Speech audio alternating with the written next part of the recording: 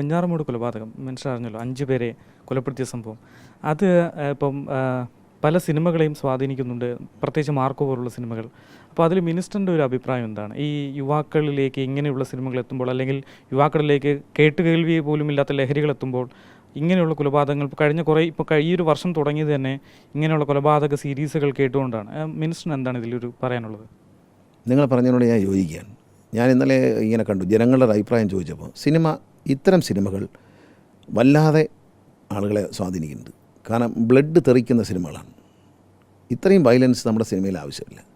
Violence ഉണ്ടാകും, കഥയിൽ violence ഉണ്ടെങ്കിലും കാണുക, അതിനെ ഹൈഡ് ചെയ്ത് കാണിക്കണം. ഇത്രയും ബ്ലണ്ടായിട്ട് പച്ചയ്ക്ക് ഈ ഒരു വയലൻസ് കാണിക്കുകയും അടിച്ചു പൊട്ടിക്കുകയും വെട്ടുകയും. ഞാൻ ഈ വിജയുടെയൊക്കെ സിനിമ കാണുമ്പോൾ ആലോചിക്കുന്നത്, അദ്ദേഹം രാഷ്ട്രീയത്തിൽ വന്ന ആളല്ലേ, അദ്ദേഹം ഒരു പൊതുപ്രവർത്തകൻ, അയാളുടെ സിനിമ കണ്ടു കഴിഞ്ഞാൽ 18 പേര് 20 പേരൊക്കെയാണ് വെട്ടുകൊണ്ട് വീഴുന്നത്. പോലീസ് ഈ നാട്ടിലില്ലയോ എന്ന് നമുക്ക് തോന്നും. പിന്നെ അടുത്ത സീനി വീണ്ടും ഒരു 20 പേരും കൂടെ വെട്ടി വീഴ്ത്തുകയാണ്. ഇവരെല്ലാം കഴുത്തൊക്കെ മറ്റാണ് വീഴുന്നത്. അപ്പോൾ ഇവരാരെങ്കിലും മരിച്ച കേസൊന്നുമില്ലേ? ഈ സിനിമകളിലൊക്കെ ആളുകളെങ്ങനെ അടിച്ചു കൊല്ലുന്നുണ്ട്, ചോര തെറിക്കുന്നുണ്ട്, തലയടിച്ച് പൊട്ടിക്കുന്നു, വെട്ടിക്കൊല്ലുന്നു, കേസില്ല, പോലീസില്ല നാട്ടിൽ. ഇതെന്ത് സിനിമയാണ്? നായകൻ എന്തും ചെയ്യാം. നായകൻ വരുന്നു, ഒരു 10-20 പേര് വെട്ടി വീഴ്ത്തുന്നു, അങ്ങ് പോകുന്നു. ആ കഴുത്തൊക്കെയാണ് അറ്റു പോകുന്നത്. മരിച്ചിരിക്കാനുള്ള കാരണം വലിയ ശൂലമൊക്കെ എടുത്ത് വയറ്റിൽ കൂടെ കയറുമ്പോൾ അപ്പുറത്തോട്ട് കുത്തി ഇറങ്ങുകയാണ്. മരിക്കാതിരിക്കാനുള്ള ഒരു സാധ്യതയും ശാസ്ത്രത്തിൻ്റെ മുമ്പിൽ കാണുന്നില്ല. പക്ഷേ ഇവരെ പേരിലൊന്നും പിറ്റേ ദിവസം അവർ വീണ്ടും അടുത്ത കാർ ഓടിച്ചുകൊണ്ട് പോവുകയും പാട്ട് സീനിൽ അഭിനയിക്കുകയും ചെയ്യുകയാണ്. കണ്ടുകൊണ്ടിരിക്കുന്ന മണ്ടന്മാരാണെന്ന് വിചാരിച്ചാണോ ഇങ്ങനെ ചെയ്യുന്നത്? ഇത് വല്ലാതെ സ്വാധീനിക്കുന്നുണ്ട്. കാരണം എന്താ പറയുക, കാണിക്കുന്ന ഗോഷ്ഠികൾ നമ്മൾ മനുഷ്യൻ കാണിക്കുന്നതൊക്കെ കാണിക്കുക. എന്തെങ്കിലുമൊക്കെ ഒരാളെ സ്വിമ്മിംഗ് പൂൾ ഉണ്ടാക്കിയില്ല വണ്ടിക്ക്, എന്നിട്ട് എന്തായി? സിനിമ വന്നോ രക്ഷിക്കാൻ? ഒരാൾ ബസ്സിനകത്ത് ലോറിയിൽ സ്വിമ്മിംഗ് പൂൾ ഉണ്ടാക്കിയത് കണ്ടുകൊണ്ട് ഒരു സിനിമ കണ്ടിട്ട് ഒരാൾ കാറിനകത്ത് സ്വിമ്മിംഗ് പൂൾ ഉണ്ടാക്കി. അയാൾക്ക് ഇന്ത്യ മഹാരാജ്യത്ത് ലൈസൻസ് പോലും ഇല്ല. നിങ്ങൾ ആലോചിക്കണം. പക്ഷേങ്കിലും അത് ചെറിയ രീതിയിലുള്ള അളവാണെന്നെങ്കിലും പറയാം, ഒരു സ്വിമ്മിംഗ് പൂൾ കാറിലുണ്ടാക്കുന്നു. പക്ഷേ മറ്റത് അത് സ്വാധീനിച്ചെങ്കിൽ ഇതും സ്വാധീനിച്ചിട്ടുണ്ട്. ഞാനത് ജനങ്ങൾ പറയുന്ന പക്ഷത്താണ് ഞാൻ നിൽക്കുന്നത്. ഈ സിനിമകൾ, ഇത്തരം സിനിമകൾ വല്ലാതെ മനുഷ്യൻ്റെ മനസ്സിൽ, നമ്മളെ സിനിമ സ്വാധീനിക്കില്ല എന്ന് പറയരുത്. മലയാളികൾക്ക് ഏറ്റവും ഒരു ഉദാഹരണം പറയാം. നമ്മളെ മലയാളികൾക്ക് ഏറ്റവും ഒരു തമാശയില്ലാത്തൊരു വേർഡാണ് ഇപ്പോൾ ശരിയാക്കി തരാം എന്ന വാക്ക്. പക്ഷേ ഇന്ന് നമ്മൾ മലയാളി എവിടെ ഇരുന്നാലും ഇപ്പോൾ ശരിയാക്കി തരാം എന്ന് പറഞ്ഞാൽ ഉടനെ കുതിരട്ടമ്പൂപ്പിൻ്റെ മുഖം ഓർമ്മ വരും, നമ്മൾ ചിരിക്കുകയും ചെയ്യും. ആണോ? മലയാള ഭാഷയിൽ ഇപ്പോൾ ശരിയാക്കി തരാം എന്ന് പറയുന്നത് ഒരു തമാശ വാക്കല്ല. പക്ഷേ ആ സിനിമ നമ്മുടെ മനസ്സിനെ എത്രത്തോളം സ്വാധീനിച്ചു എന്നുള്ള ഒരു ഉദാഹരണം ഞാൻ പറഞ്ഞതേ ഉള്ളൂ. സത്യമല്ലേ? ഇപ്പോൾ ശരിയാക്കി തരാമെന്ന് പറഞ്ഞാൽ ഒരു തമാശ ഉണ്ട്, അതിനകത്തൊന്നുമില്ല. മലയാളത്തിൽ നിഘണ്ടുവിൽ അതൊരു തമാശ വാക്കല്ല. പക്ഷേ മലയാളിയെ സംബന്ധിച്ച് ഈ പതിഞ്ഞിരിക്കുന്നൊരു തമാശ വാക്കാണ് ഇപ്പോൾ ശരിയായി തരാം.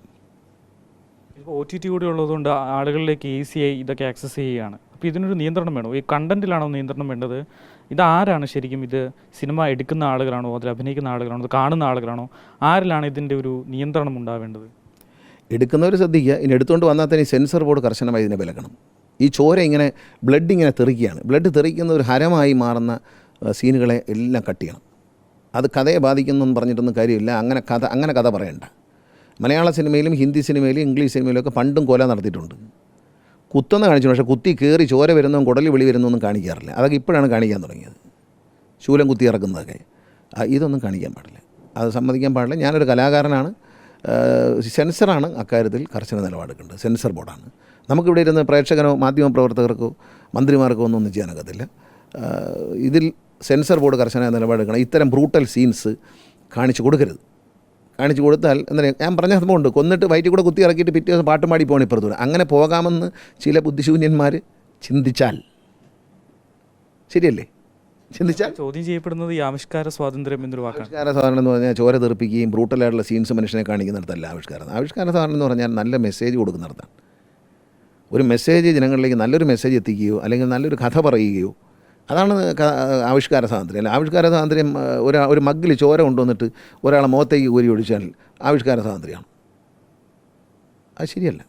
അത് ഒരു സമൂഹത്തെ മോശമായി സ്വാധീനം. ഞാൻ പറഞ്ഞില്ല, ഒരു തമാശ സീനാണ്, ഒരു ഡയലോഗാണ്.